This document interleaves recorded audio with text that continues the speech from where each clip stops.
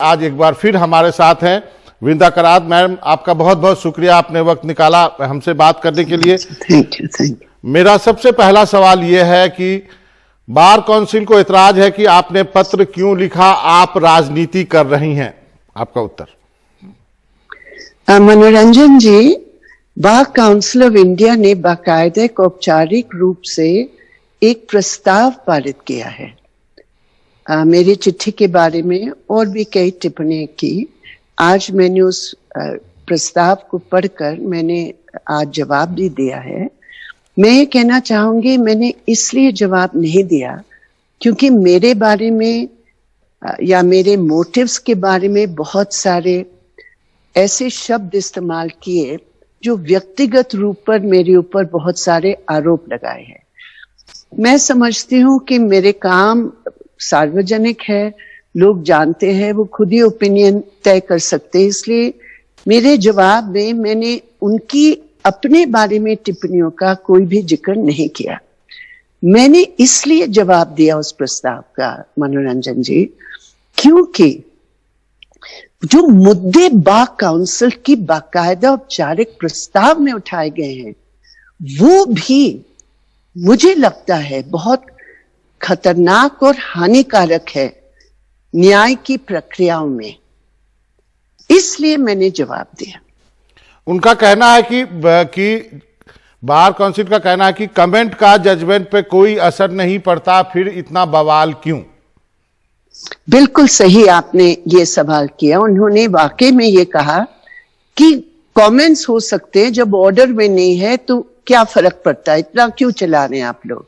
मैं समझती हूँ ये बिल्कुल गलत समझ है, क्योंकि अगर खुले कोर्ट में उच्च न्यायालय की कुछ इस प्रकार की टिप्पणी है जो सार्वजनिक होते हैं, जो अखबारों में प्रेस रिपोर्ट के द्वारा देश के हर कोने पर पहुंचते हैं, तो उसका जो समाज के ऊपर उसका जो असर पड़ता है, चाहे ऑर्डर में हो या नहीं हो, लेकिन क्योंकि वो सार्वजनिक टिप्पणी है और वो भी सबसे उच्च न्यायाधीश की ओर से, तो नेचुरली समाज में उसका बहुत बड़ा असर पड़ेगा। और इसलिए ये जरूरी है कि इस प्रकार की टिप्पणी जो न्याय की प्रक्रिया को गलत तरीके से प्रभावित कर सकता है, उससे बचना चाहिए। उनका कहना है जी मैम, उनका कहना है कि आपने पूरे फैक्ट्स की जांच पड़ताल नहीं की, आपको अपनी चिट्ठी सार्वजनिक नहीं करनी चाहिए थी। चिट्ठी क्यों नहीं सार्वजनिक करूंगी? ये तो कोई दलील तो है नहीं, कोई पाबंदी तो नहीं है कि अगर मैं कोई चिट्ठी लिखती हूँ सार्वजनिक टिप्पणियों पर तो मैं कोई कमेंट नहीं कर सकती हूँ। चाहे हम चिट्ठी दे या प्रेस के द्वारा कमेंट करें, ऐसे कोई कानून नहीं है कि हम जजमेंट के ऊपर हम कमेंट नहीं कर सकते हैं। इसलिए मैं उसको गलत समझती हूँ जो बार काउंसिल के प्रस्ताव में है। लेकिन मैं जरूर ये कहूंगी कि इस केस के बारे में जो तमाम चीजें पब्लिश हुए हैं, एक सवाल जो बार काउंसिल की प्रस्ताव में है वो एक वाकई में चिंताजनक सवाल है। उन्होंने कहा कि एक अग्रीमेंट हो चुका था शादी के बारे में। मेरा सवाल है कि किसकी अग्रीमेंट हुई? एक माइनर लड़की के बारे में उनकी पेरेंट्स ने समाज की दबाव में कोई अग्रीमेंट की, उस अग्रीमेंट का कोई कानूनी आधार है? मैं इसी सवाल पे आ रहा हूं। और ये जो सवाल उन्होंने लिखा है वो बोल्ड लेटर में लिखा हुआ है। यदि आपने वो चिट्ठी देखी होगी, अपने दर्शकों के लिए बता दूं कि उसमें लिखा हुआ है कि लड़की 16 साल की है, उसे माइनर नहीं माना जाएगा। उसने अपनी सहमति दी, फिर उनके बीच संबंध बना, शादी का एग्रीमेंट दोनों परिवारों ने साइन किया।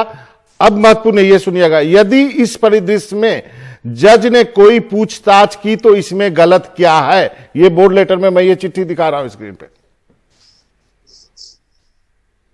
मैं ये समझती हूं कि बार काउंसिल के इतने सीनियर लॉयर्स हैं, उनको मालूम होना चाहिए कि निर्भया केस के बाद कानून में बदलाव आया है और एज ऑफ कंसेंट 18 साल है जी। तो इतनी तो कानून की जानकारी तो होनी चाहिए ना एक प्रस्ताव पारित करने के पहले। 16 साल की अभी 2013 के बाद उसका कोई औचित्य रहता ही नहीं है, क्योंकि अभी एज ऑफ कंसेंट 18 साल है। लेकिन इसके अलावा जो उनकी कानूनी समझ में कुछ, मुझे लगता है कुछ गैप्स है। सवाल इस बात का है कि एक माइनर की तरफ से उनकी गार्डियन की वो एग्रीमेंट है, उसका कानूनी क्या आधार है? कौन सा कानून इसको कानून मानता है? कौन सा, वो बताए? सवाल ही पैदा नहीं होता। और जब लड़की बालिग हो जाती, एडल्ट हो जाती है, क्या लड़की से पूछना नहीं चाहिए? क्या मतलब है? आप खुले कोर्ट में पूछेंगे उनकी रेपिस्ट को, आप गवर्नमेंट एम्प्लॉय, आपकी नौकरी बचाने के लिए एक प्रोत्साहित किया जा रहा है कि आप शादी कर लो। एनीवे, बार काउंसिल के प्रस्ताव में इसके बारे में मैंने जवाब दिया। दूसरी बात है, जो दूसरा केस था मनोरंजन जी, जो मैरिटल रेप और ब्रुटैलिटी, उन्होंने उस पर भी टिप्पणी की बार काउंसिल के प्रस्ताव में कि इसमें गलत क्या है जी। कोई मैरिटल रेप का कानून नहीं है। सही बात है, कानून नहीं है, मैं मानती हूँ।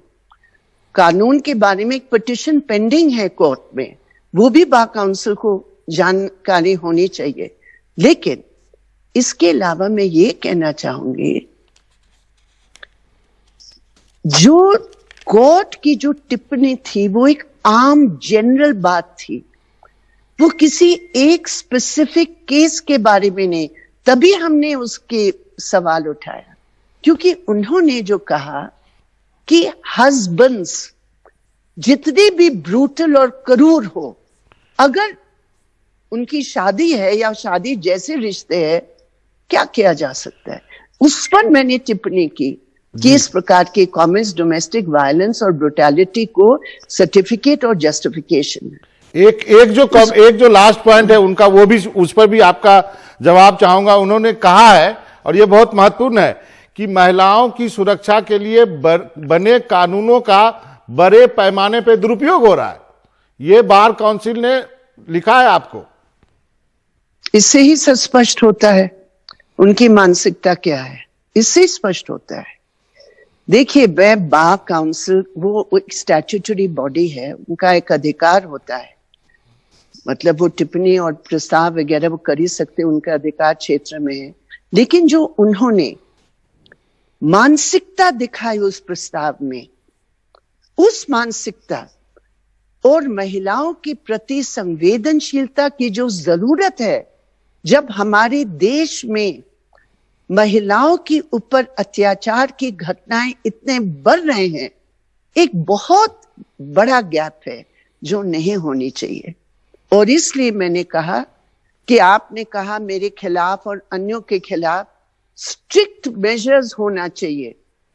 क्या मतलब है? आप एक कहना नहीं चाहिए मनोरंजन जी, लेकिन क्या ये हमें थ्रेट कर रहे हैं या मुझे इंटिमिडेट करने का प्रयास? आपके साथ हमें भी। लेकिन एक अंतिम सवाल है जो आपको भी, क्योंकि आपने इंटरव्यू की।